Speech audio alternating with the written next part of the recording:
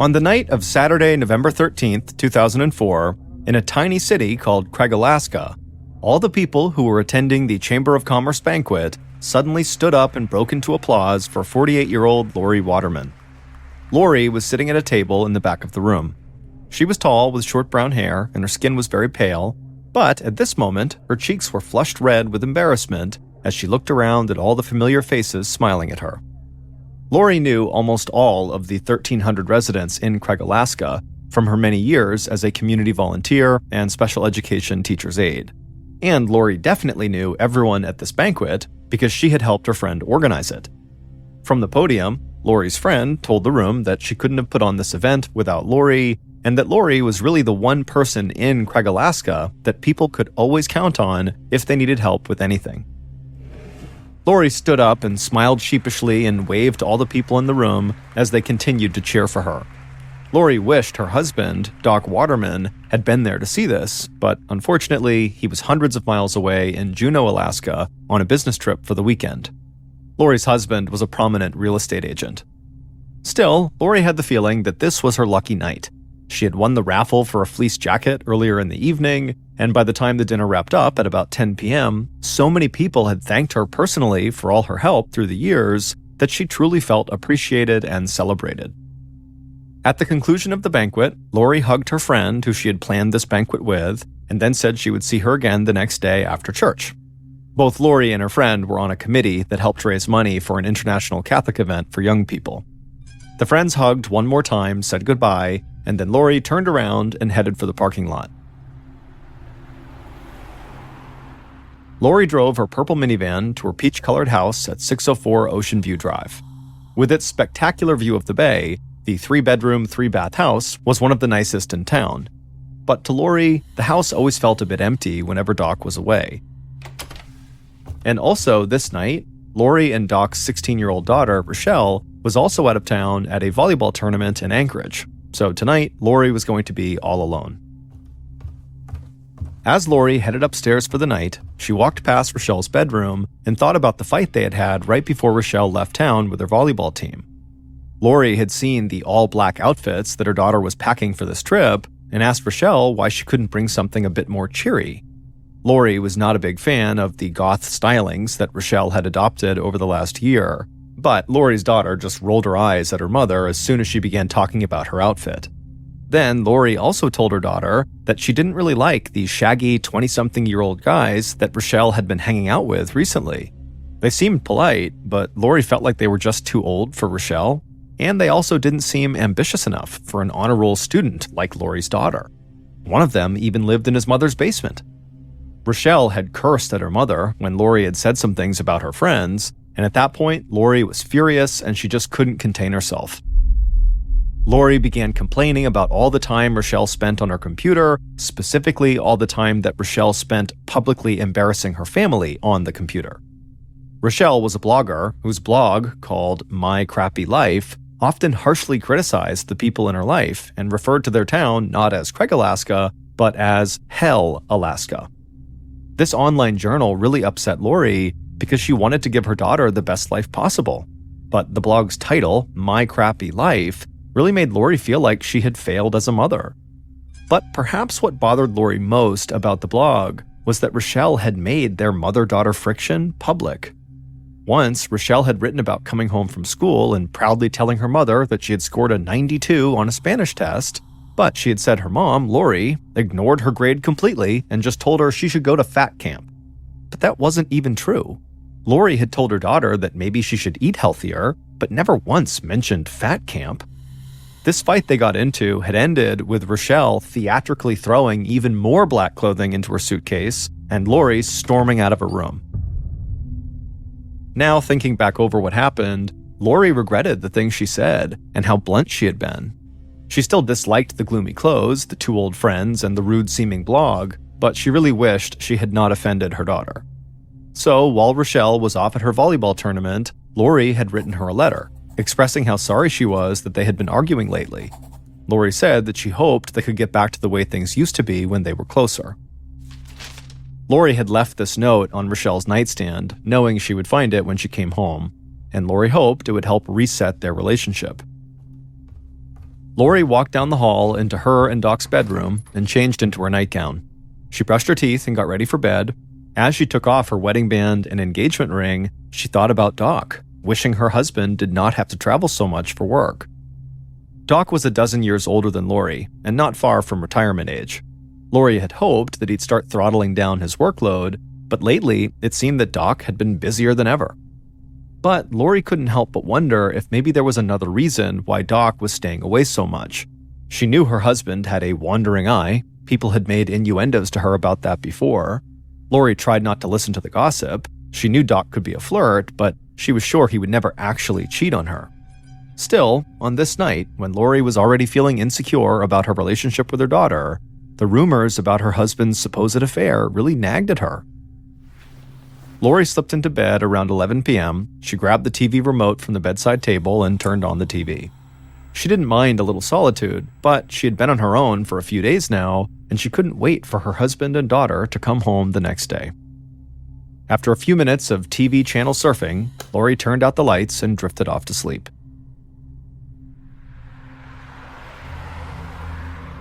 At 3:30 p.m. the next day, which was a Sunday, Doc Waterman and his daughter Rochelle drove towards their house. They had been in different cities over the weekend, but their paths had crossed at the airport, and so they headed home together. Like Lori, Doc was a highly respected figure in town. The Vietnam War veteran had his struggles, including the lingering effects of post-traumatic stress, but he'd managed to build a family and a career as the top real estate agent on the whole Prince of Wales Island, which is where Craig, Alaska was, which is one of the biggest islands in the entire United States. Doc steered his car down Ocean View and turned into his driveway. He then opened the garage door to park, and immediately he noticed that his wife's purple minivan was gone. Doc had expected Lori to be home to greet them, but then again, she was always busy, even on a Sunday. Doc figured she must be out running an errand or attending a meeting. And at this point, Doc was actually far more concerned about his daughter, Rochelle, who had sprained her ankle during her volleyball tournament. And so Doc helped his daughter limp into the house and upstairs. Rochelle hobbled into her room and sat down on her bed. She looked over at her nightstand and she saw the letter her mother had written her. She unfolded it, and as she started to read, she began to cry. She hated how much she and her mom had been fighting, and she too wished things were different. Eventually, Rochelle wiped the tears away and put the letter down. Meanwhile, Doc walked into the kitchen to check the messages on the answering machine. He noticed an empty bottle of wine sitting on the counter, which he found very odd, because Lori really was not a drinker and certainly would not be drinking on her own. The answering machine showed 3 messages. Doc pressed play and listened, but all the calls were from him checking in as he made his way home. Doc carried his suitcase up to his and Lori's bedroom on the 3rd floor. Normally, he'd drop his luggage on top of the comforter and start to unpack, but the bed was unmade. Lori always made the bed. That is, if Doc didn't beat her to it. Doc also saw Lori's nightgown thrown haphazardly on the floor. He frowned. His wife of 20 years was a total neat freak. What was going on? Doc suddenly felt flush with concern and stepped into the bathroom to splash water on his face. As he turned on the faucet, he saw Lori's engagement ring and wedding ring sitting next to the sink.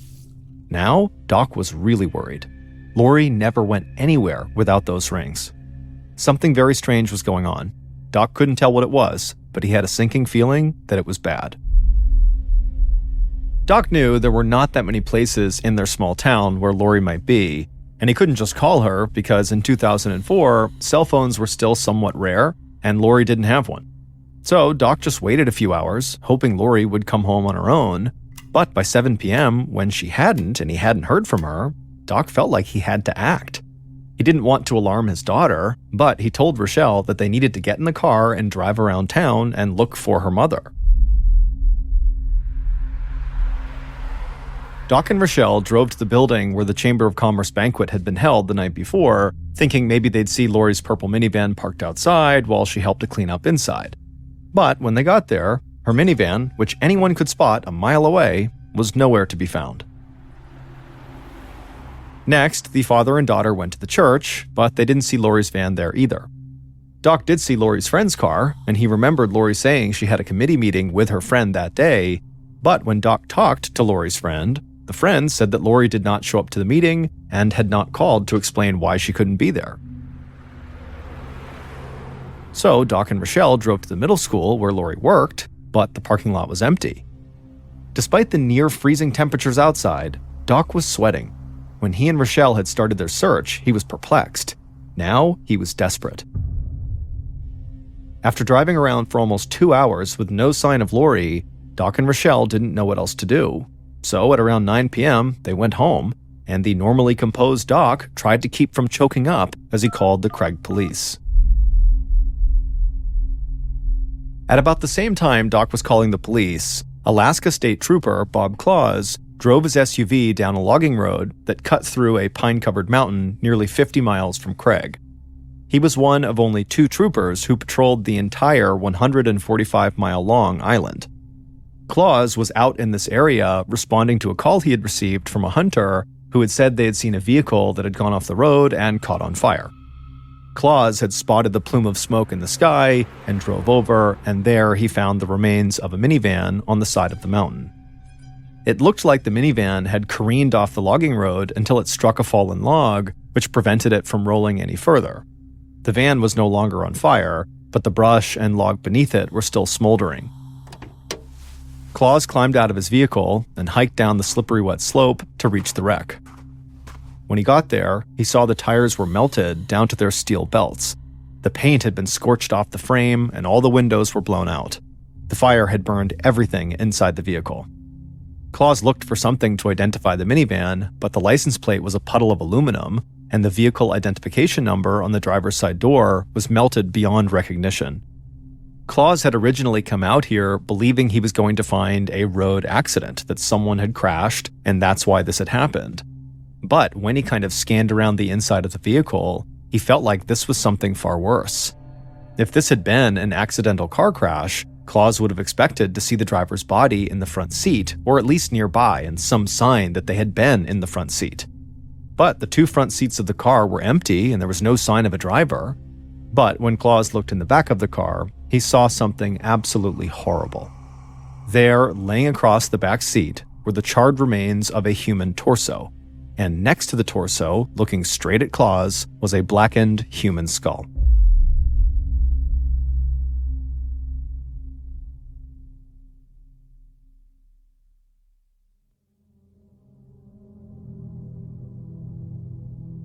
Claus didn't want to move the vehicle or disturb its contents until help arrived, so he radioed his partner and asked him to stay with the minivan while he called his lieutenant in Craig, Alaska. The lieutenant, in turn, called the Alaska Bureau of Investigation to send help. The Bureau promised to send a team, but cautioned that it would take time for help to arrive. Prince of Wales Island is located 800 miles south of Anchorage, and it has no major airports, and so the trip to the island requires 5 different planes. But finally, a day later, the small aircraft carrying state homicide investigator Randy McFerrin, a state fire investigator, and a crime scene technician touched down at a local airstrip. Right away, the investigators drove out to meet the state troopers on that logging road overlooking the crash site. And when they got there, McFerrin peered down at the wreck, while the fire investigator immediately began taking pictures from the seat next to him. McFerrin, a former Army infantry officer, was an experienced investigator who had led 8 homicide investigations by himself. McFerrin got out of the vehicle and shook hands with Trooper Bob Claus. Claus was relieved to see heavy hitters from Anchorage on the scene. Claus had handled all kinds of cases over his career, but this case seemed far more complex than his 2-man station could handle. Claus told McFerrin that they had received a missing person report the night before from the husband of a woman from Craig, a community activist named Lori Waterman. As he said Lori's name, Claus grimaced because he knew Lori really well. His daughter was friendly with her daughter, Rochelle, and like most people in town, Claus liked both Lori and Doc Waterman. It absolutely gutted Claus to think that Lori could be the body in this wreckage, but he would tell the state investigators that that was looking more and more likely. The burned-out vehicle was clearly a minivan, just like the one Lori drove, but the paint had all been scorched off, so it was impossible to tell whether it had once been purple. Claus led McFerrin and the fire investigator down the slope to get a better look at the wreck. The wreck was about 50 yards down the mountain from the gravel road. When they got down to it, McFerrin peered inside at the charred human remains in the back seat. The clothes had burned off completely, and the fire had reduced the lower portion of their legs and the lower portion of the victim's arms to ash, making it truly impossible to tell whether the body was a man or a woman. But right away, the fire investigator could see telltale blistering in the back seat that suggested that an accelerant had caused the fire to burn very hot and fast. In other words, it looked like someone had set this fire on purpose. And adding credibility to that theory, the investigators couldn't find any skid marks on the road, suggesting the driver of this vehicle had never tried to stop. And when people are about to crash, they hit the brakes and they skid, but in this case, there was none of that. McFerrin sighed and looked over at Claus and said, whoever was in this car was murdered. He figured the fire was an attempt to destroy evidence. And whoever had set the fire had very nearly succeeded, because the human remains that crime scene technicians removed from the van weighed just 33 pounds. The rest of that body was just gone. McFerrin ordered the technicians to put all of the human remains into an evidence bag and ship it to Anchorage for an autopsy. Claus arranged for a tow truck to take the wrecked minivan to a nearby garage for further analysis. But as they moved the vehicle, McFerrin found the metal tag from the dashboard that had melted off during the fire, and amazingly, he could still read the minivan's identification number on this tag. And so within minutes, investigators knew exactly who owned this wrecked minivan.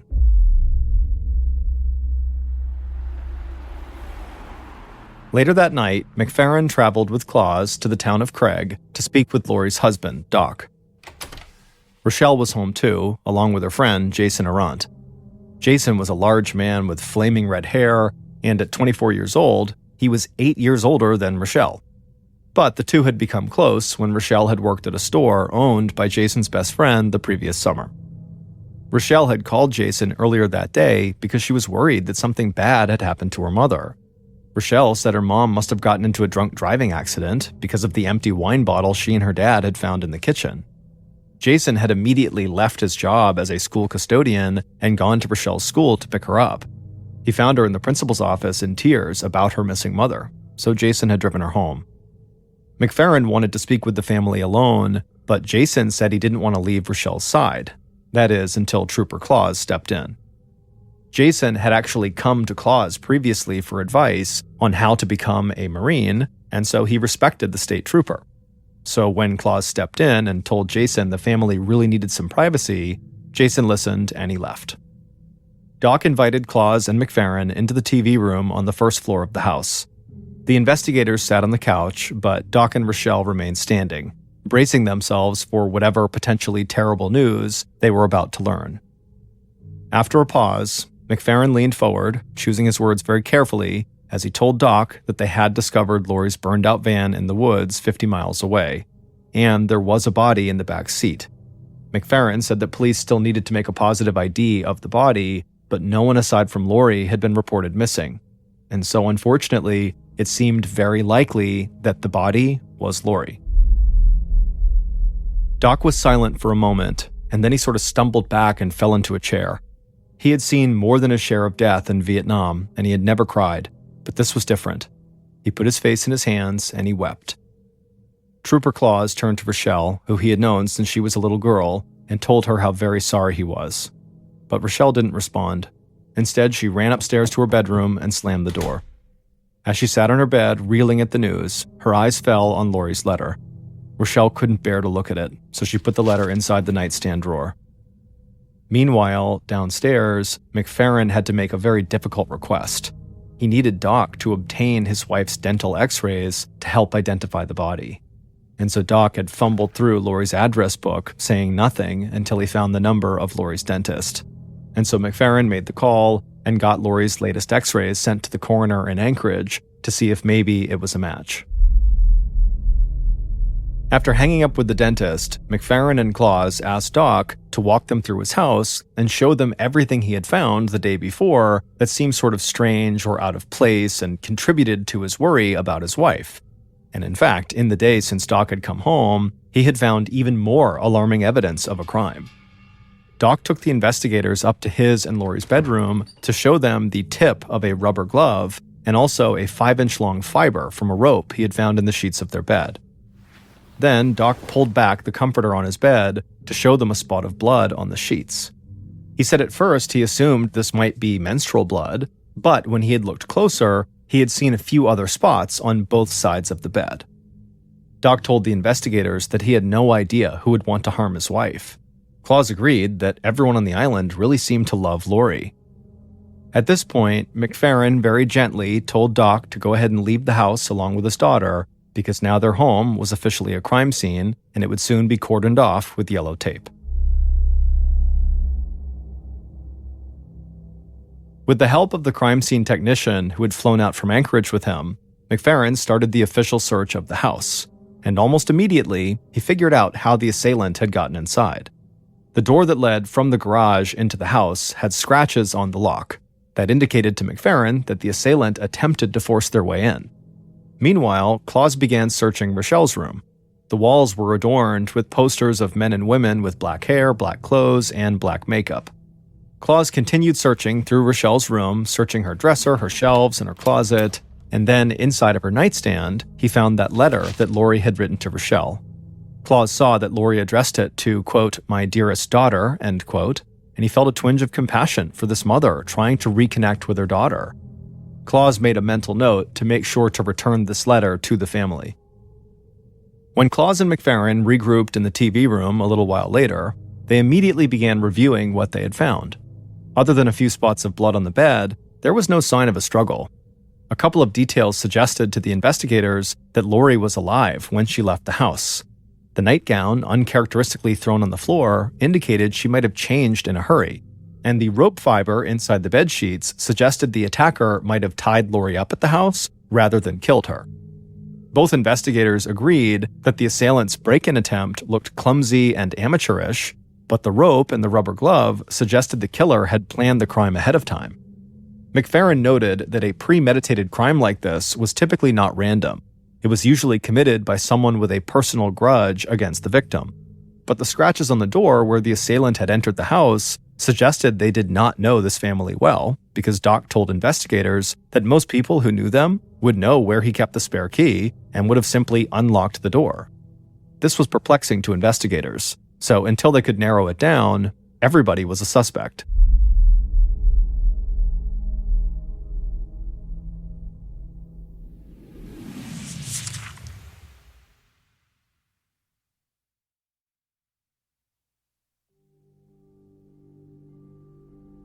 Statistically, the most likely person to have murdered Lori was her own husband. So McFerrin started with Doc.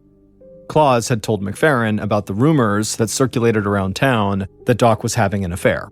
That was a big red flag. A cheating spouse could have all sorts of reasons to want their partner dead. Doc denied having an affair. He knew what people said about him, and he admitted that he could be flirtatious, plus he was away from home a lot. Small-town rumors really didn't need much more fuel than that. But even if he had been having an affair, it didn't matter. He had a rock-solid alibi. He was over 200 miles away in Juneau at the time of the murder. McFerrin made a mental note to look into the family's finances and phone records to see if Doc could have hired someone to kill Lori while he was away. But he suspected that was a total long shot. If Doc had been involved in planning this crime, McFerrin was pretty sure the killer would not have had such a hard time getting into the house in the first place. Surely, if Doc had hired someone to murder his wife, he would have told the killer where to find the spare key. The following day, which was Tuesday, November 16th, McFerrin finally heard back from the coroner in Anchorage, and as expected, the body was Lori's. The coroner said the fire that had erupted inside of that minivan had reached 1,800 degrees Fahrenheit, the same heat at which bodies are cremated, damaging the remains so badly that a proper autopsy was nearly impossible. But the coroner had been able to match Lori's dental x-rays with the teeth in the skull. However, the coroner was not able to zero in on the time of death or even how Lori had died. McFerrin looked into Doc's bank accounts and found no indication of any money transfers, cash withdrawals, or suspicious gaps in income that could suggest he was trying to hide or transfer funds. and the family's phone records were totally mundane, no unknown numbers or unusual late-night calls. McFerrin eliminated Doc as a primary suspect, and he was eager to talk further with Rochelle, hoping she might shed some light on who might want to hurt her mother. A few hours after the coroner had identified Lori's body, McFerrin picked up Rochelle at her house and drove her to the police station for an official interview. On the short drive, McFerrin tried to make Rochelle feel comfortable, telling her about his own daughter, who was just a few years older than her and in college. Rochelle's eyes were red and puffy, but she seemed to relax and talked about a trip to Germany she and a friend had been planning to take the following year. The pair eventually got to the small police station, and there, McFerrin escorted Rochelle through the small station to a small, windowless interview room. Once they sat down inside, Rochelle said she spoke to her mother just before the Chamber of Commerce dinner on Saturday night. She said her mom seemed excited about the event, and she was looking forward to Rochelle and her father coming home. Rochelle also said that her mom basically got along with everyone. In fact, Rochelle admitted that she, herself, was likely the only person who regularly butted heads with Lori. And even that was nothing major. Most of their arguments were over the way Rochelle dressed or the way she painted her nails black. McFerrin then picked up Lori's letter and read it aloud to Rochelle, and then asked her what could have inspired her mother to write it. Rochelle admitted that her mother did not like some of her friends because they were too old in her mother's eyes, and so they had argued about that. She said her mom especially disliked Jason, her friend who had been at the house when investigators had first visited, but Rochelle said her mom just didn't understand. Rochelle said that her mom was convinced that Rochelle was dating Jason, but Rochelle said she was not. He was just a good friend, nothing more. McFerrin would ask Rochelle several more questions, and he would eventually learn about her blog, which also was a point of contention in Rochelle and Lori's lives. But eventually the interview came to an end, and overall, nothing major really came out of it. However, McFerrin was interested to look more closely at Rochelle's blog. So he drove Rochelle home, and then he and Claus went back to the station, and they sat down at a computer, and they loaded up Rochelle's blog. The blog was pretty harsh. Rochelle complained about her mother a lot, even calling her nasty names like psycho bitch. But both McFerrin and Claus were fathers to girls around Rochelle's age, and they were well aware of the friction that can grow between teenage daughters and their mothers. And so nothing in Rochelle's blog struck either detective as anything more than a typical teenage girl's diary, well, except for the fact that the blog was public. And so they wondered if maybe somebody reading Rochelle's blog had become really fixated with Rochelle's conflicts with her mother. And so the investigators decided to scour Rochelle's electronic communications for any unusual or alarming messages. The next morning at the breakfast table, Claus talked to his daughter, who was good friends with Rochelle. And his daughter said the students were in complete shock that Rochelle's mother had been killed. Murders almost never happened in their tiny town, and certainly not to her friend's parents. But then Claus's daughter told him something interesting. She told him that Rochelle spent a lot of time around three people in particular. There was Jason, there was also Jason's friend, Brian Riddell, and there was Rochelle's ex-boyfriend, 16-year-old Ian Lendrum, so three guys. And apparently Rochelle and these three guys would all play video and fantasy role-playing games together, and Claus's daughter said that sometimes these three guys would just show up unannounced when she, Claus's daughter, was trying to hang out with Rochelle alone. Claus's ears pricked up at this. Rochelle had not mentioned that she had an ex-boyfriend. Claus called McFerrin and told him they needed to speak with Ian Lendrum right away.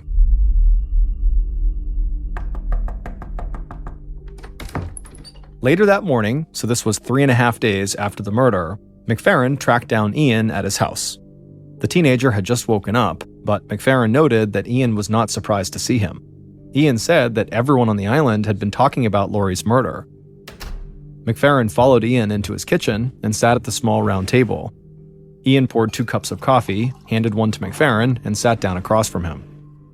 Ian said that he had seen Rochelle after she and her dad had searched for Lori around town. Ian said he hadn't known anything about Lori's disappearance, but he'd gotten worried about Rochelle because she wasn't answering her phone, and so that night he'd just gone over to her house to check on her. But right after saying this, Ian immediately jumped up from the table and rushed over to get sugar for their coffee. And to McFerrin, it seemed like Ian was really nervous. But McFerrin knew that people often got nervous when they were being questioned by the police, even if they didn't do anything. McFerrin thanked Ian for the sugar when he returned, and then McFerrin sipped his coffee and kept his tone casual. He was watching for signs that Ian was hiding something. He asked Ian about his history with Rochelle, and Ian blushed a bit, but then he said that yes, he had dated Rochelle for a while, but they had broken up a year earlier. However, they had remained close friends. McFerrin asked Ian about the two older guys, Jason and Brian, who also hung out with him and Rochelle. Ian told McFerrin that he and Rochelle were both very good friends with the other two guys. Brian owned the shop where they often played video games, and his buddy Jason often joined in. Ian also admitted to McFerrin that Rochelle's other teenage friends did not really hang out with her when Jason and Brian were around. Ian thought Jason rubbed the girls the wrong way. McFerrin had met Jason briefly. Jason had been with Rochelle when investigators had gone to their house. But now McFerrin really wanted to talk to Jason again to see why this young man might rub the girls the wrong way.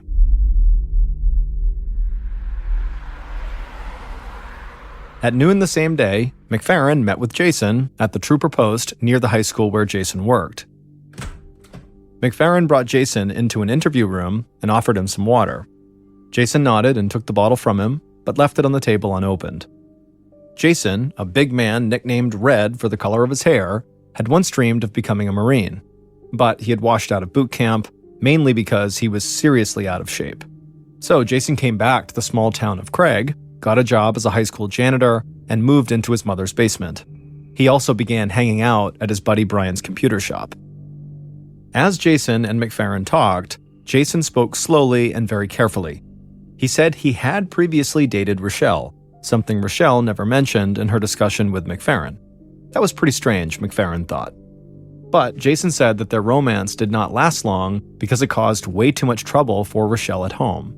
McFerrin couldn't be sure if Jason was telling the truth about dating Rochelle or if that was just male bluster, but Jason's claim did suggest that he was well aware that Lori disapproved of him hanging around with her daughter. And McFerrin started to wonder if maybe Jason had wanted to get rid of Lori because she got in the way of his relationship with Rochelle. McFerrin asked Jason what he was up to on the night of the murder, and he would say that he had been with his friend Brian at his place playing video games. They'd both been drinking, so Jason said he had just crashed there overnight. Eventually, the interview ended, and McFerrin let Jason go home for the day, but McFerrin still had a lot of unanswered questions about this young man. But as it would turn out, McFerrin would not have to wait very long to talk to Jason again. A few hours later, at 5:30 in the afternoon, Trooper Claus was sitting at his desk when his phone rang. Claus answered, and he heard a frantic voice on the other line. It was Jason, and Claus could barely understand what he was saying. Claus told Jason to take a breath and then asked what was going on.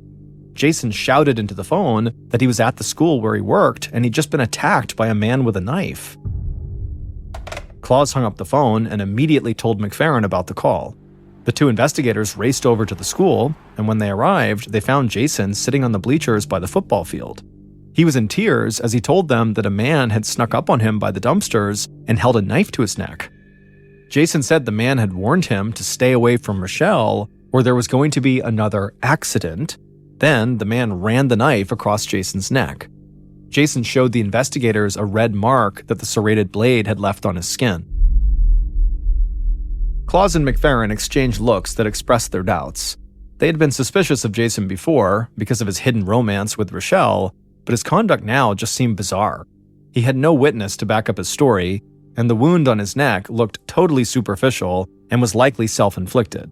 So the investigators wondered if this was a misguided attempt to distract them by introducing a new mystery suspect.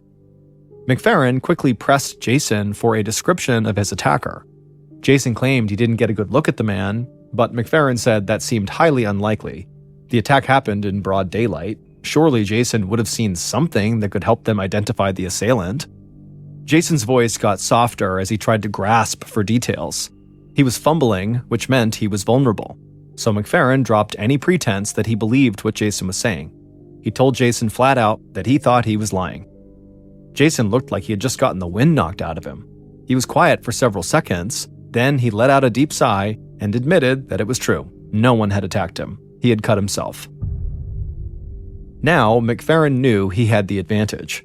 So he narrowed his eyes, stepped a bit closer to Jason to kind of intimidate him, and he told Jason that he thought he was also lying about another story he had told police. The one Jason had told police about what he was doing on the night Lori Waterman was killed. Jason started stuttering and said he really wasn't lying about that, but his face was flushed and he was sweating and talking in circles. The experienced investigators could see Jason's facade was starting to crumble. So McFerrin cut him off and said in a slow and certain tone that he knew Jason took part in Lori's murder. But now Jason's voice changed. He wasn't stuttering anymore. He spoke with urgency, like what he was saying was true and he needed them to believe it. He told the investigators that they really didn't understand. They did not know what Lori had done to deserve what happened to her. She was not this perfect person everyone thought she was. Then the big red-headed man looked right at McFerrin and he said he did not kill Lori, but he knew who did.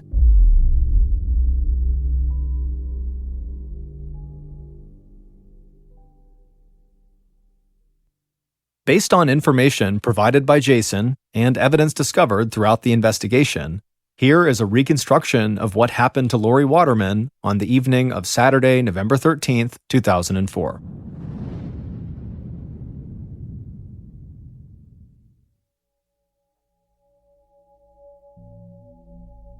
Not long after midnight, the killer stared at himself in the bathroom mirror. He picked up an electric razor from the counter, flipped it on, and methodically shaved off his bushy brown beard. When his face was clean-shaven, he brought the razor up to his head, and clumps of his floppy brown hair started falling into the sink. He knew from TV crime shows that a few strands of hair could give a killer away, so he wanted to make sure none of his hairs were left behind at the crime scene, hence why he was shaving them all off. A little before 1 a.m., the killer walked into his bedroom and grabbed a trash bag off the floor. Then he threw a bunch of supplies, including a roll of duct tape, a bristly old rope, and a bottle of wine, into that bag. With his break-in kit in hand, he stepped outside and got into his partner's idling pickup truck, and the two of them drove together to Lori's house. When they arrived, the killer picked his trash bag off the floorboard, got out of the truck, and closed the passenger door behind him. His partner sped away down the street. The killer looked at the big peach-colored house in the moonlight and reminded himself why he was doing this.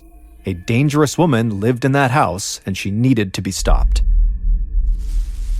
The killer pulled a pair of latex gloves from the trash bag, slipped them on, and then climbed into the two-car garage through a window. Once inside, he tried the door that led into the house, but it was locked. He tried to jimmy open the door with a butter knife that he'd brought along. He scratched up the striker plate on the lock, but he just couldn't get it to open. So he removed the cat door, crouched down, reached through the opening, stretched his arm out to unlock the door from the other side, and then let himself in. Once inside, the killer walked upstairs to the third floor and walked through an open door into the master bedroom where Lori was fast asleep. But the killer didn't do anything. Instead, the killer darted out of the bedroom, went back downstairs, and spent the next 2 hours pacing around the house while Lori slept upstairs, psyching himself up to go back up there and kill her. And finally, after 2 hours, at about 3 a.m., the killer was ready, so he grabbed his flashlight and other supplies from the trash bag and made his move. He went upstairs and burst into Lori's room and immediately enveloped her head with a t-shirt before she could even wake up. He put his massive weight on top of Lori, pinning her to the bed. Lori couldn't scream, she couldn't move, she couldn't do anything. Then the killer secured a cloth over her mouth with duct tape.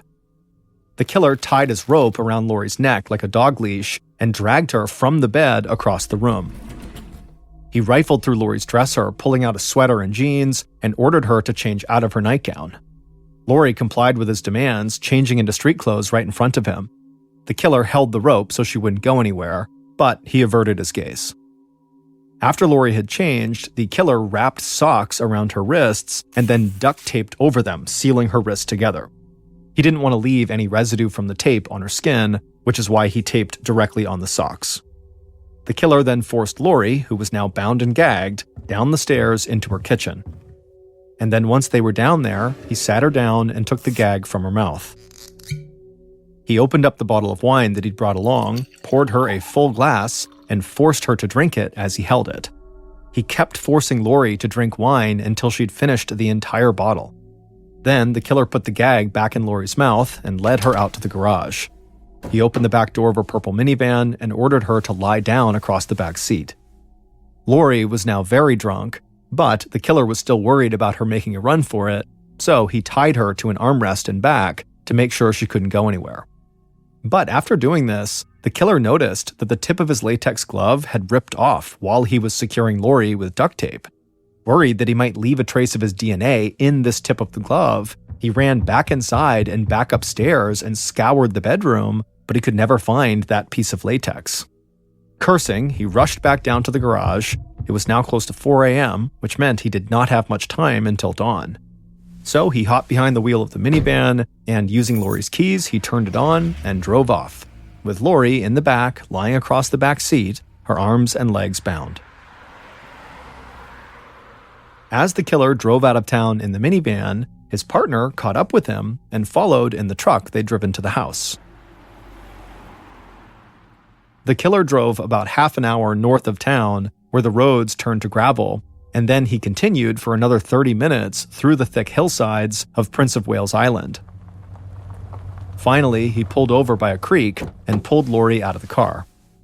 As for his partner, he parked his truck not far behind them.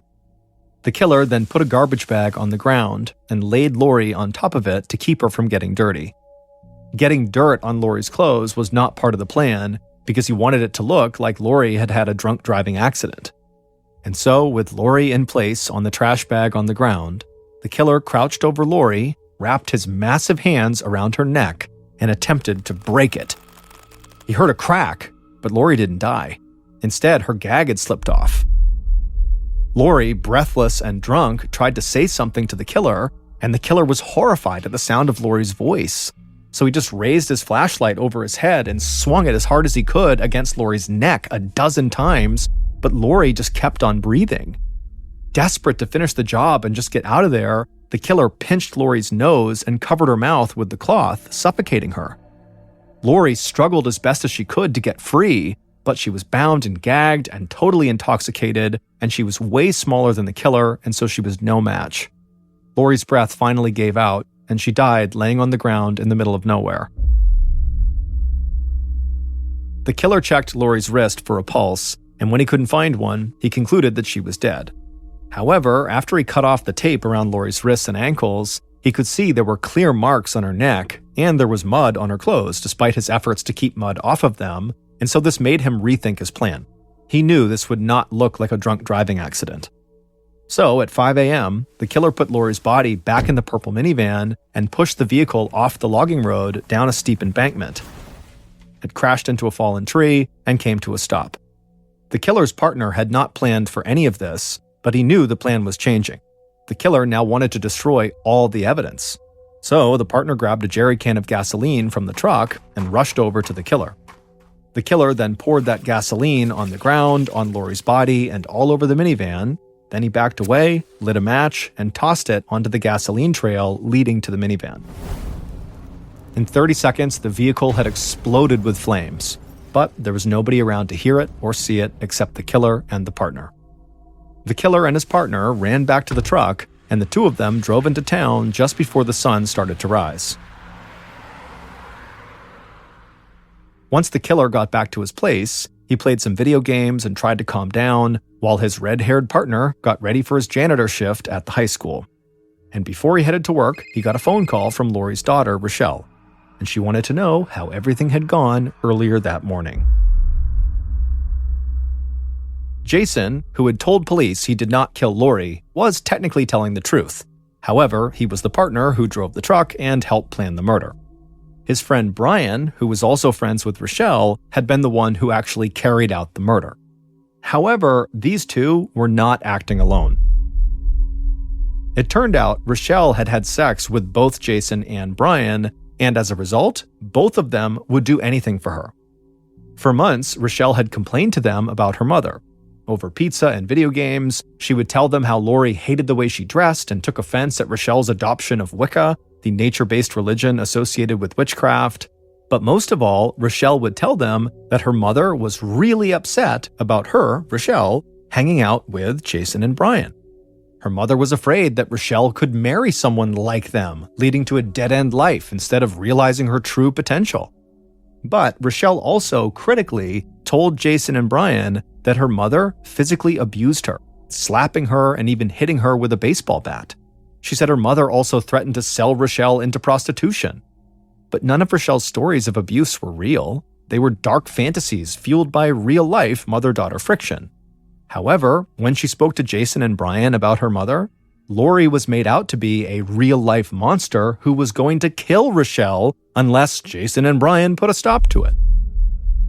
So when Rochelle told Jason and Brian that she and her father would be away the weekend of November 13th and her mother would be home alone, they knew what they had to do. Investigators had suspected both young men, but it was Jason's bizarre claim that he had been attacked by a stranger with a knife that sealed his and Brian's fate.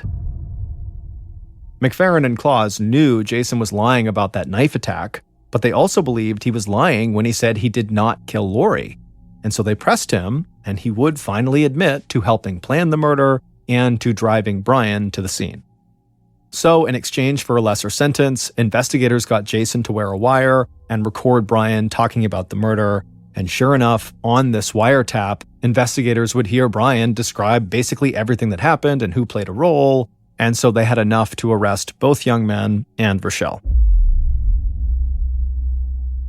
Brian was found guilty of first-degree murder and sentenced to 99 years in jail. Jason pled guilty and got a 50-year sentence for his role in planning the murder. As for Rochelle, she actually pled innocent, insisting that she told Jason to stop Brian from going ahead with the plan, but either Jason never relayed the message to Brian, or Brian just ignored it. In 2011, Rochelle was found not guilty of murder, but was found guilty of criminally negligent homicide. The jury found that even though Rochelle did not take part in her mother's murder, she clearly knew what Jason and Brian were planning and did very little to stop them. Rochelle served 3 years in prison and was released in 2015.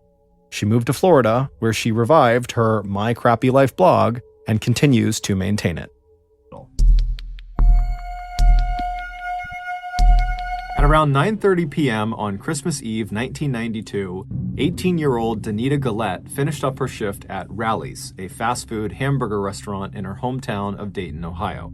She hung up her apron, she said goodbye to her coworkers, and then she stepped outside into the freezing 19-degree night air. Danita had not driven a car to work that day, so she pulled her plaid flannel jacket tightly around her to keep warm, and then she began to briskly walk in the direction of her mother's house, which was only a couple of miles away. That night, like every other Christmas Eve night, Danita's family had all gathered up at her mother's house to celebrate.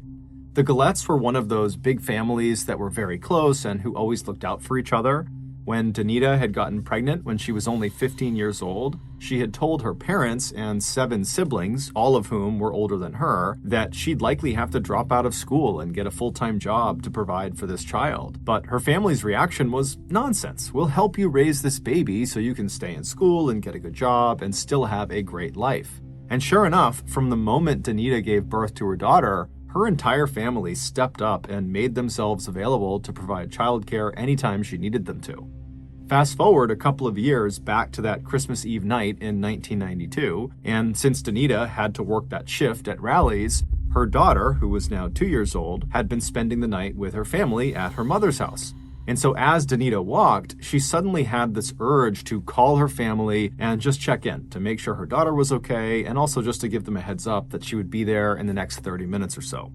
So at around 10 p.m., she stopped at a payphone on the side of the road that was only about a half mile from the Rally's restaurant. She fished some coins out of her pocket, she put them into the slot on the phone, and then she dialed her mother's phone number. As the phone rang, Danita likely was thinking about how much fun it was going to be to see everyone that night. She also likely was looking forward to eating some of her mother's famous chili and cornbread that she always made around this time of the year. At Danita's mother's house, her whole family was sitting around in the living room chatting and having a nice time, just waiting for Danita to arrive. At 10 p.m., when the phone rang in the house, immediately everyone in Danita's family assumed it had to be Danita calling to let them know that she was off work and that she would be home soon. So when the phone was ringing, one of Danita's siblings, Rhonda, she jumped up and she excitedly ran into the kitchen and she pulled the phone off the receiver and she said, "Hello?" expecting to hear her sister's very happy voice on the other end of the line. But instead, she heard silence. Rhonda said, "Hello?" a few more times, but when she was still met with silence, she shrugged and put the receiver back into its cradle, and then she walked back into the living room and she told her family that no, it was not Danita, it must have been a wrong number. Danita's family would stay up for a little while longer waiting for Danita, but she never showed up, and they never actually spoke to her on the phone. Eventually, the family was so tired they decided to just go to bed for the night. They figured Danita must have gotten hung up at work, which was prone to happen, and so they would just have to wait until the next morning to celebrate the holidays with her. Around the time Danita stepped outside of the Rally's restaurant and began making her walk to her mother's house, Dayton, Ohio homicide detective Doyle Burke was finishing Christmas Eve dinner at his grandmother's house in the suburbs with his wife and their 2 young children.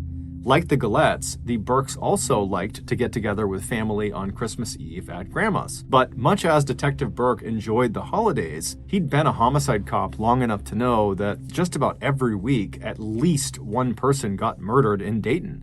And so chances were good at some point over the next couple of days, he'd be called into work. And sure enough, that Christmas Eve night, after they were done eating, his pager went off, and he looked at the incoming code and it said, "Call work immediately." When he looked up from his pager, he noticed his wife was staring at him. She knew the drill. She knew he would have to leave. When Detective Burke stepped away to call into work, he was told there had been a shooting on Neal Avenue. The victim had been found near a payphone located about a half-mile away from the Rally's restaurant. Detective Burke said goodbye to his family, he hopped in his car, and he headed over to Neal Avenue. When he got there, he saw a ring of police cars and medical personnel all standing in a circle around this payphone. Burke parked his car on a side street and then he walked over, and when he pushed past the ring of people, he saw the victim on the sidewalk right underneath the payphone. It was a young woman lying in a pool of her own frozen blood. It was Danita Gillette. She had been shot 5 times at point-blank range, bullets striking her in the chest, the legs, and the hands. The pattern of wounds on her body suggested she'd tried to shield herself from the bullets, holding up her hands and turning her head away and crouching back like she was trying not to get hit. After she was lying on the ground, either dying or dead, whoever had attacked her ripped her plaid coat off, they took her sneakers off, and they took her backpack that contained only 50 cents. Scattered around her body were .25 caliber aluminum shell casings, which immediately stood out to Burke. That type of ammunition was distinctive. It was generally only used for target shooting because it was not a very powerful ammunition. However, obviously, it was still lethal at close range. Witnesses in the area said they had heard the shots ring out and then saw 2 young men carrying pistols running away from the payphone. Shortly after Danita's family had decided to just go to bed and see Danita in the morning, they heard a knock on the front door. It was Detective Burke telling them that their Danita had been murdered. They were beyond devastated. They couldn't understand why anyone would ever want to harm Danita. She was such a happy person who everyone seemed to love. They just couldn't understand who would do this. When Burke told the family that Danita had been killed near a payphone, and according to witnesses, her murder likely happened sometime around 10 p.m., as soon as the family heard this, they all thought of that strange, silent phone call that Rhonda had answered around 10 p.m. that night. Had that actually been Danita? Had that been her killer? They didn't know, but it just seemed like too much of a coincidence that they would get a call at the same time that she was killed. After leaving the Gillette's household and filing his report on Danita's murder, Detective Burke arrived back at his home just hours before dawn on December 25th. After catching a quick nap, he spent that morning with his family celebrating Christmas, but his heart just wasn't in it. He had been investigating homicides for years, and so over time he had become somewhat desensitized to all of the violence. However, that morning he just kept thinking of Danita Gillette's grief-stricken family when he had told them the news. He also kept thinking about Danita herself, how scared she must have been when she was crouched down trying to shield herself from her attacker. Her family had shown Burke a picture of Danita when she was alive, and she looked like such a vibrant, happy young woman with this big, infectious smile. It just didn't make any sense that someone would kill her over some shoes and a jacket and a backpack with 50 cents in it. Was this actually a personal attack where they knew who Danita was and they were targeting her, and then afterwards they kind of set it up to look like a robbery? Or was this really a robbery? In which case, again, why are you killing someone over things that are worth so little? Burke kept finding himself thinking in circles about her case. He felt like there had to be more to this than met the eye. And he would be right. That night, just before 9 p.m. on Christmas Day, Burke's pager went off again. There had been another murder. This one had taken place in the northern part of Dayton, roughly 2.5 miles from where Danita had been found. The victim was 19-year-old Richmond Maddox. He was found slumped in the driver's seat of a blue Chevy Caprice that had crashed into a tree on the side of the road. But the crash hadn't killed him. What had killed him was a gunshot wound to the right side of his head, fired from point-blank range. And they searched the car. There was no weapon inside of the car, so this was not a suicide. And they checked the exterior of the car, and there was no entry point into the car from a bullet, which means the gun that shot him had been fired from inside the car. Likely, whoever was sitting in the passenger seat or in the back seat had shot this guy in the head. And considering the car had crashed into a tree, indicates that whoever did this, whoever pulled the trigger, had done it while Richmond was actively driving the car. And so in Burke's mind, this indicated that the person who did this had been forced to do this, because it's extremely dangerous to shoot the driver of the vehicle when the car is still moving, because you're going to crash. And so this person who shot Richmond must have been desperate. Maybe they had been kidnapped by Richmond and they were forced to do this. Burke didn't know, but that seemed like the most logical theory.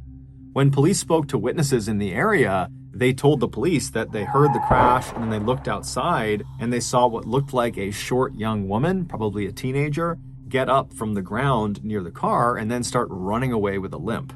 Even though no shell casings were found in or around Richmond's car that could, in theory, link his murder to Danita's murder, Burke still had a hunch that these two murders had to be connected.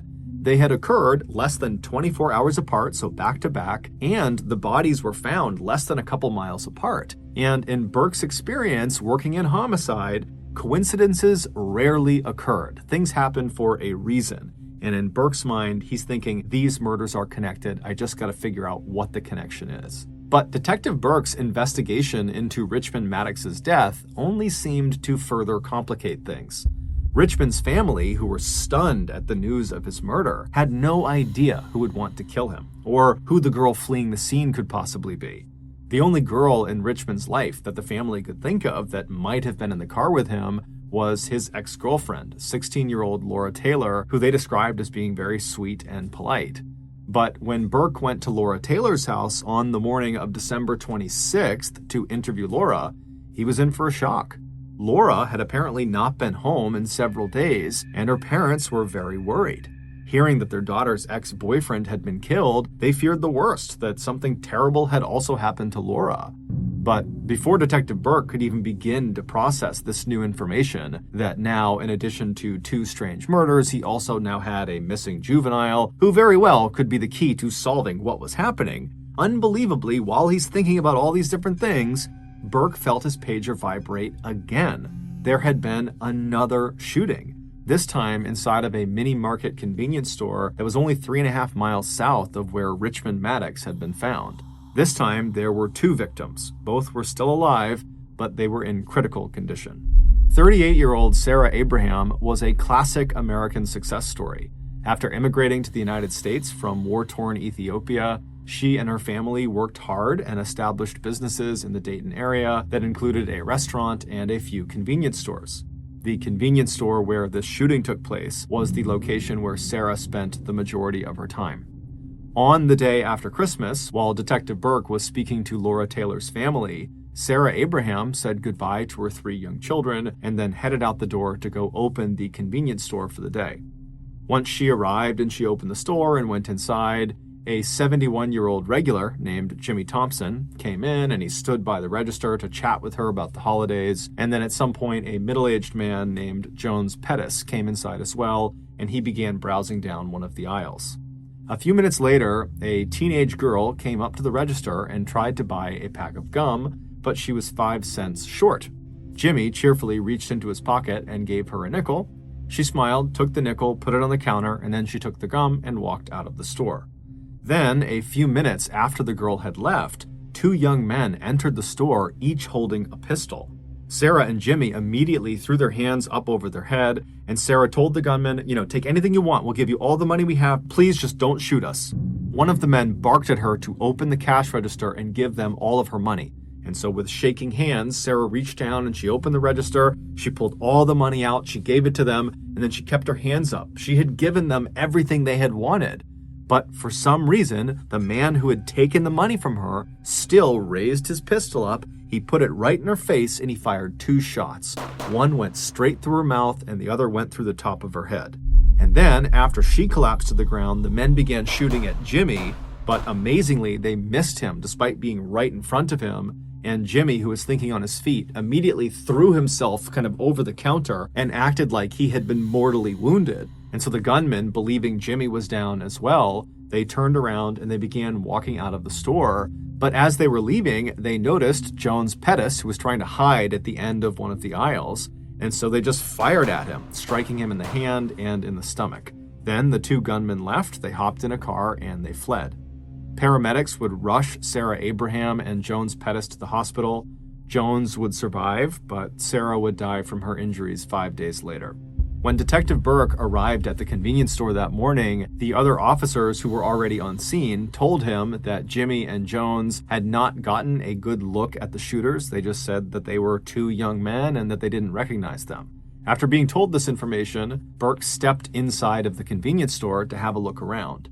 He was already operating on the idea that this attack had to be linked to Richmond Maddox and to Danita Gillette, because again, the proximity and time to the other murders was just too much to overlook. That couldn't be a coincidence. And sure enough, right as Burke stepped into the store, this hunch of his seemed to be confirmed, because on the blood-stained ground near the counter were several .25 caliber aluminum shell casings, the same distinctive ammunition type that was used in Danita's murder. At this point, Burke was fully convinced these murders had to be linked. But the victims didn't make sense. It would turn out none of the victims' families had ever heard of the other victims or their families. None of the victims worked together or went to school together or had any interaction at all. It just seemed like the victims were kind of random. But as Burke and his partners were discussing how these crimes could be linked, Burke got yet another call. There had just been an attempted shooting at a Dayton gas station. When Burke arrived, they found this hysterical woman named Kathy Henderson, who earlier had been putting air in the tires of her black 1989 Dodge Shadow. When 2 young men pull into the parking lot, they hop out of the car and they walk right up to her. They raise their guns at her, and then one of them says, "You're gonna die today." And then the 2 men just started shooting at her. And amazingly, she managed to not get shot and she was able to run to safety, but the 2 men stole her car. The bullet casings that were found at the scene of this crime were, unsurprisingly, the same distinctive aluminum variety. Clearly, whoever was behind all of these shootings was not showing any signs of slowing down.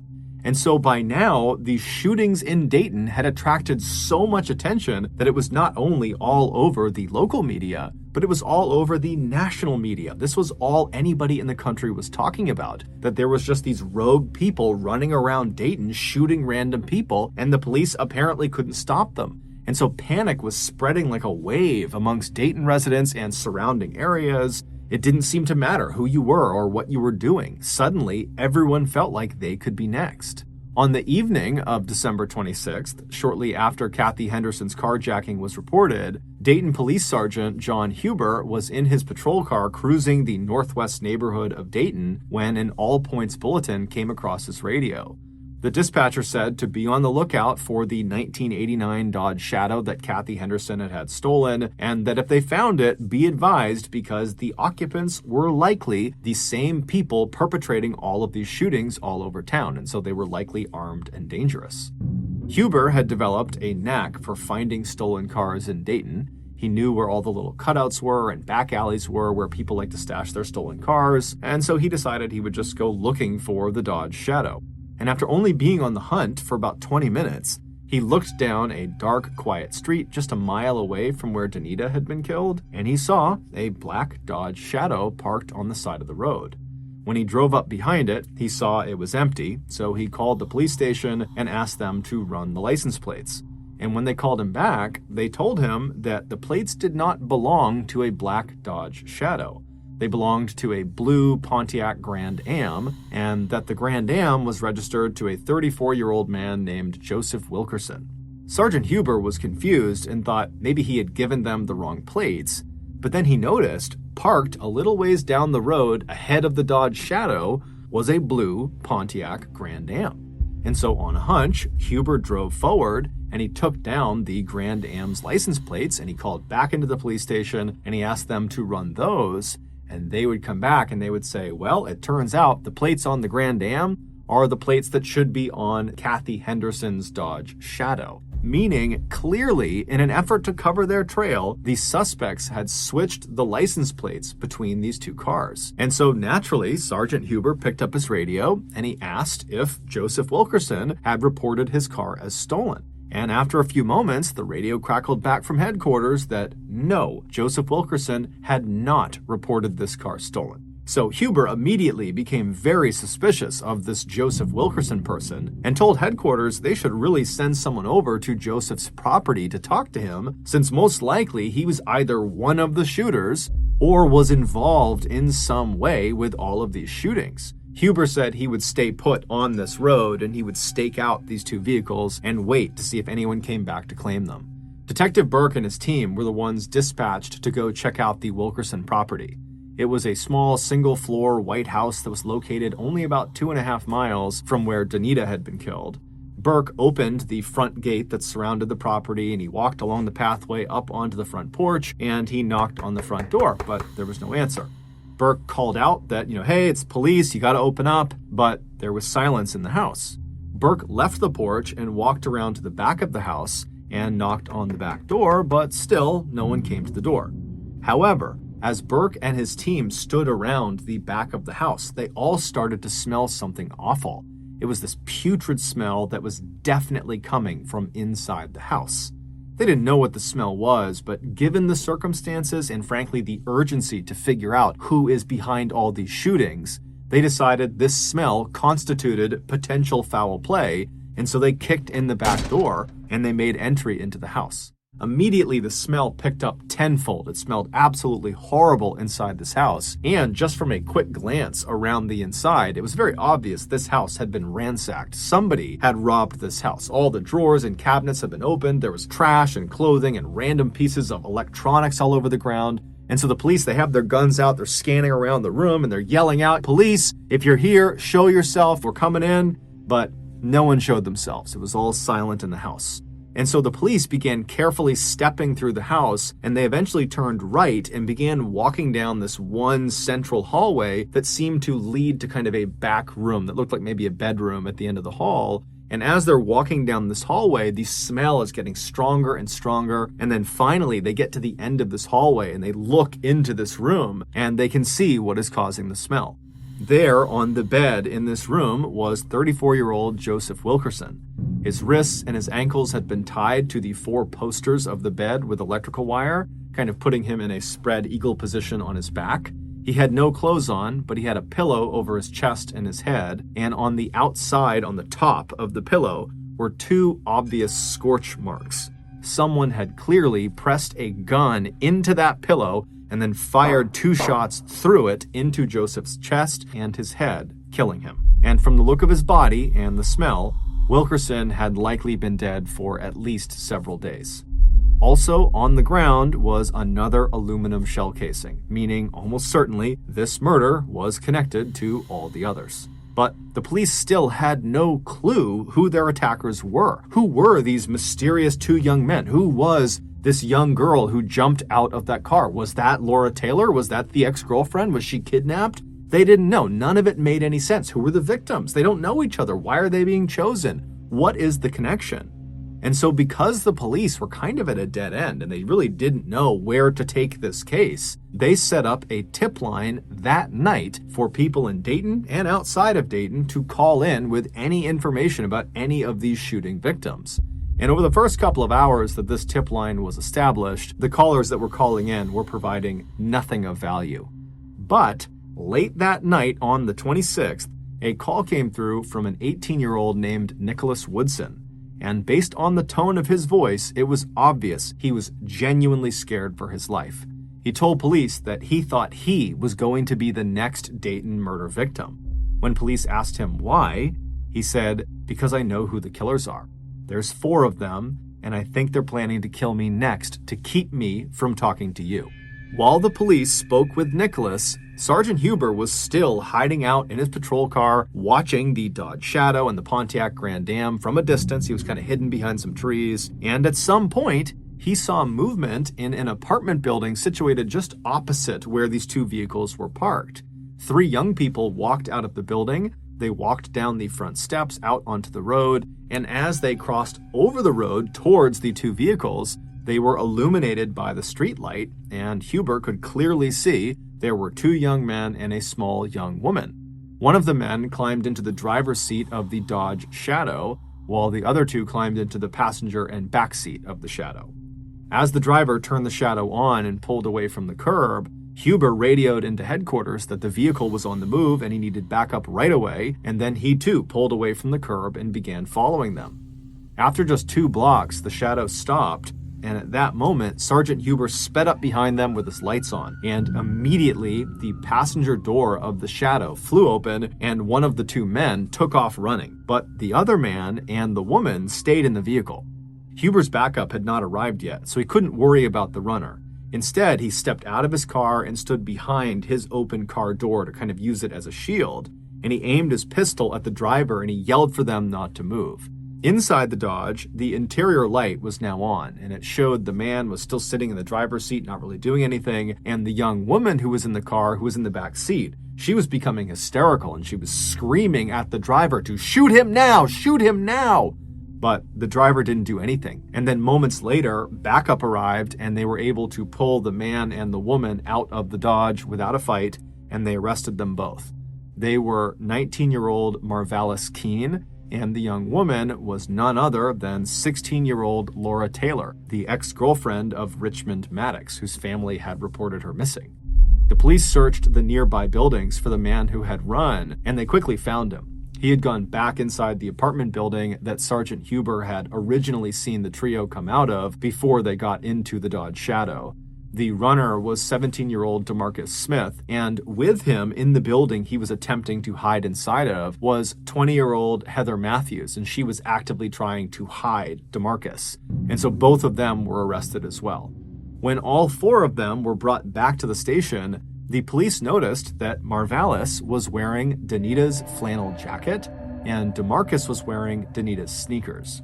Additionally, while these 4 were being processed at the police station, a call came in from a team of police investigators who were searching the Dodge Shadow, and they would say that they recovered 2 guns, a .32 caliber Derringer pistol and a .25 caliber pistol that contained the same distinctive aluminum ammunition that was used in almost all of the murders. The police had just caught their killers, and they would soon find out they had done a lot more damage than the public was aware of. The police would interrogate all 4 of them that night, starting with Laura Taylor, who they thought would be the easiest to get information from because she was 16, so she was the youngest, and she was considered to be very kind and thoughtful. But Laura would remain silent for the entire long interrogation, and when she was asked at some point if she wanted to take a break to go use the restroom, she just stood up and urinated directly onto the floor and then sat back down again in silence. But Laura was the only one who acted tough. The other 3 talked, and before long, the police heard the whole awful story of what they had done. It all started back on the night of December 24th, Christmas Eve. Laura, Heather, and Marvalis were sitting around together talking about how they needed money. And at some point, Laura suggested they rob a guy she knew, Joseph Wilkerson. She said he probably had lots of nice things in his house, and I know he has a car, so we can take all of that. The other two liked the idea, and so Laura called Joseph and asked him if he wanted to be a part of an orgy with them. And Joseph said yes. So the trio walked over to Joseph's house, he let them in, and then the two girls and Joseph walked back into that back bedroom while Marvalis sat on the couch in the living room. In the bedroom, Joseph laid on the bed and he took his clothes off, and Heather and Laura pretended to start taking their clothes off when suddenly Marvalis, as planned, came bursting into the room with his pistol held out in front of him. He aimed it at Joseph and told him not to move, and then he ordered Heather and Laura to tie Joseph's hands and ankles to the four posters of the bed. Joseph immediately begins to beg for his life and tells them they can take anything they want in the house. Anything in this house, it's yours, just please don't shoot me. Marvalis instructed the girls to go search his house for valuables. And so while Marvalis is standing there with the gun aimed at Joseph, perhaps in an attempt to kind of bargain his way out of this, says to Marvalis, hey, I have a really amazing gun, a .32 caliber Derringer that I have hidden in the garage. If you want it, I can tell you where it is.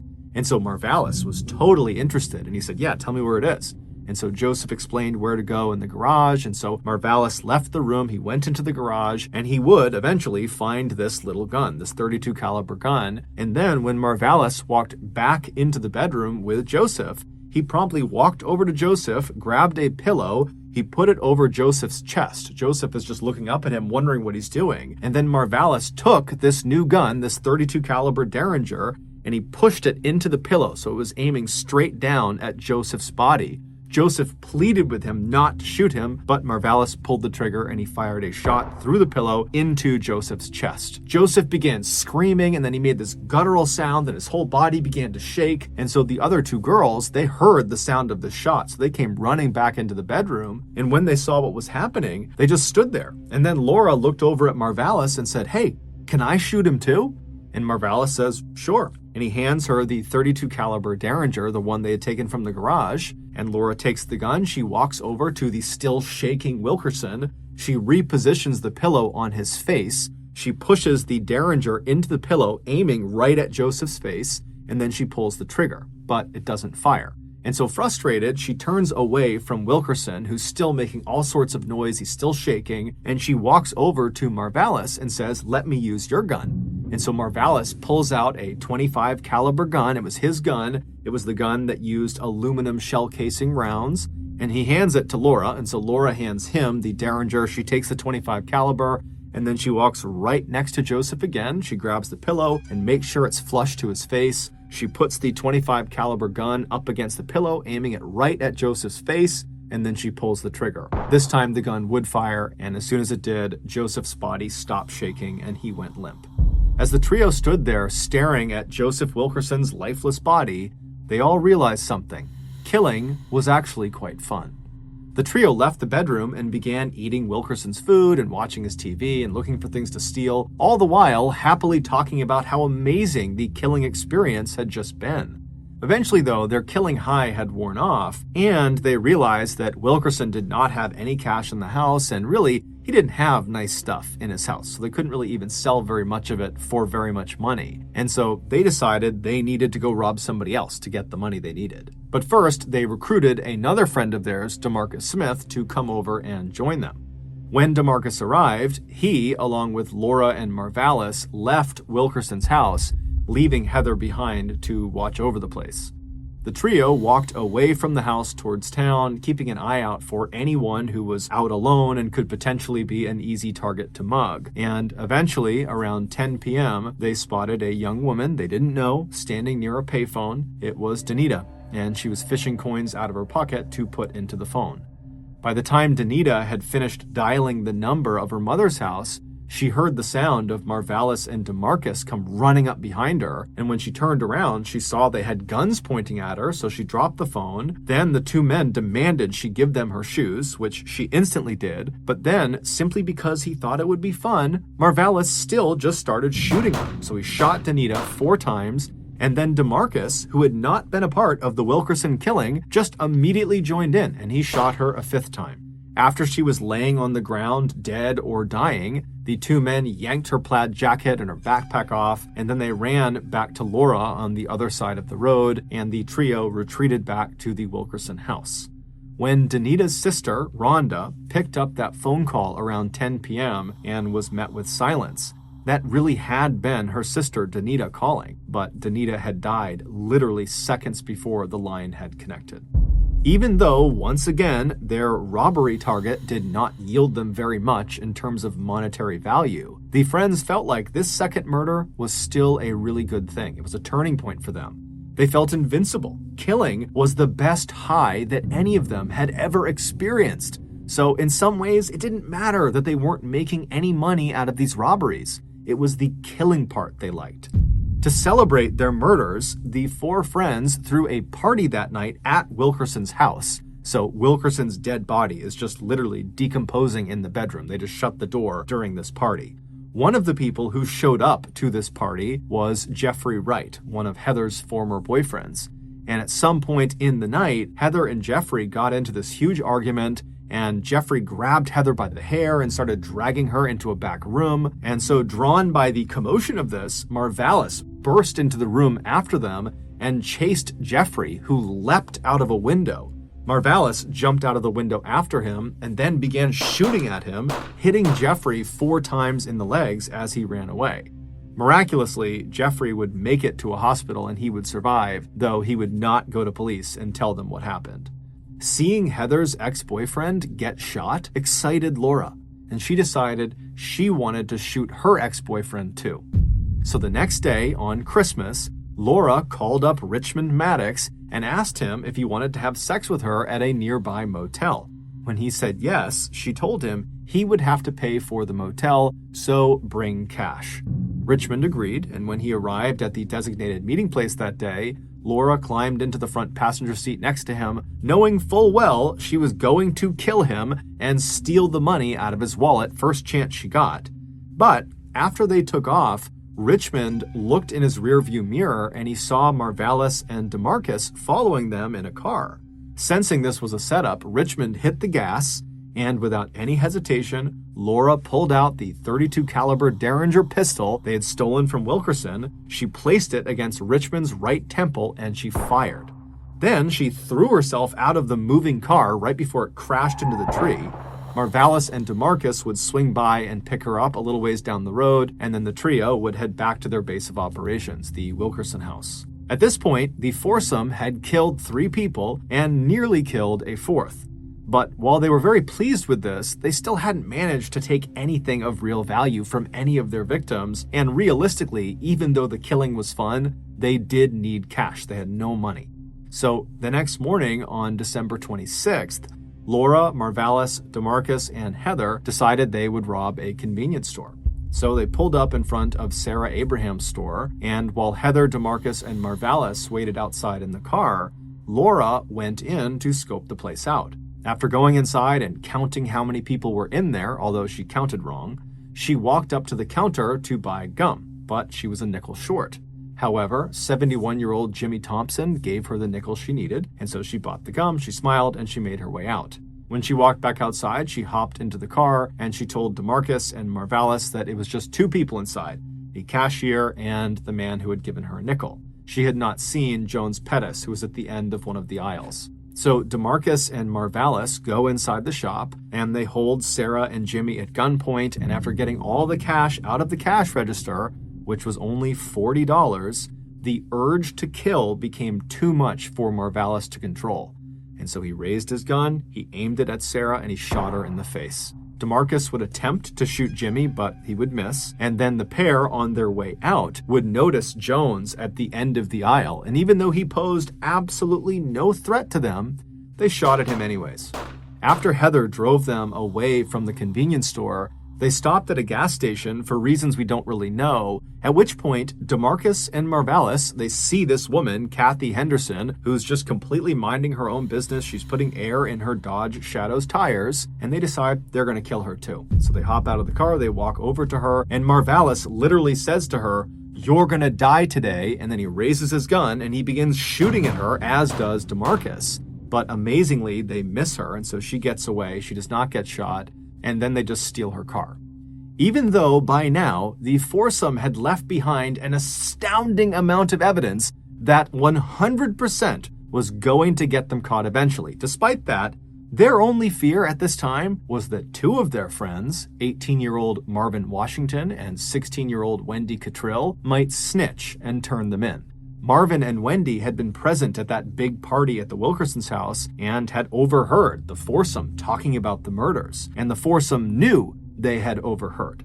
But strangely, Wendy and Marvin were not the only people at that party who had overheard them.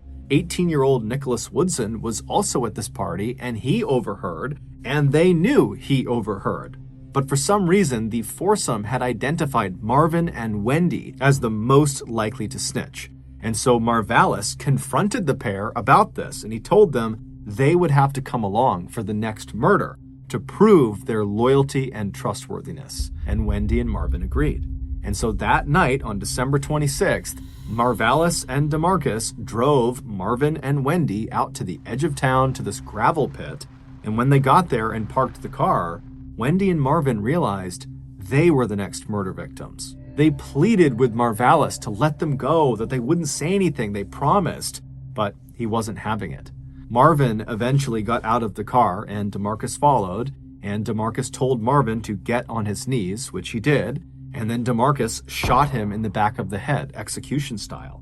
And so Wendy has seen this happen, so she knows she's next, and she begins screaming and begging for her life, and she grabs onto the inside of the car so as not to get pulled out. But DeMarcus comes back over to the car, he grabs her and starts pulling on her, and then Marvalis as well comes around and he grabs onto her too. And between the two of them, they're able to pull Wendy out of the car, at which point Marvalis told her to open her mouth. And eventually she would, and Marvalis put the pistol, the .25 caliber pistol, into her mouth, and he told her to bite the barrel. And then when she was biting the barrel, he pulled the trigger. The killers left the bodies where they fell and just hopped back in their car and headed back into town. Nicholas Woodson likely knew that Marvin and Wendy had just been killed for snitching. And so he's thinking to himself, I overheard them talking about the murders. What's stopping Marvalis and DeMarcus from killing me next? I know about the murders, and they know that. And so that was the point at which Nicholas would call the tip line and he would say, I know who the killers are. It's these four people. And literally, practically at the exact same time that Nicholas was giving this tip, Sergeant Huber had spotted Marvalis and DeMarcus and Laura getting into the Dodge Shadow, which would lead to their arrest as well as Heather Matthews' arrest. After going to trial a year later, Laura Taylor, Heather Matthews, and DeMarcus Smith would all receive life sentences. As for Marvalis Keene, who was effectively the ringleader of the foursome, he would be sentenced to death. His execution was carried out on July 21st, 2009. He died by lethal injection. Thank you for listening to the MrBallen podcast. If you got something out of today's episode and you haven't done this already, please ask to borrow the 5-star review button's phone to make a quick call, but instead log on to their Facebook and change their relationship status from married to it's complicated. Also, please subscribe to the MrBallen podcast on Spotify, Apple Podcasts, Amazon, Google, and anywhere else you get your podcasts. This podcast airs every Monday and Thursday morning, but in the meantime, you can always watch one of the hundreds of stories I have posted on my YouTube channel, which is just called MrBallen. If you want to get in touch with me, please send me a direct message on any major social media platform. My username on all of them is just @MrBallen, and I really do read the majority of my DMs. Lastly, we have some really cool merchandise, so head on over to shopmrballen.com to have a look. So that's going to do it. I really appreciate your support. Until next time, see ya.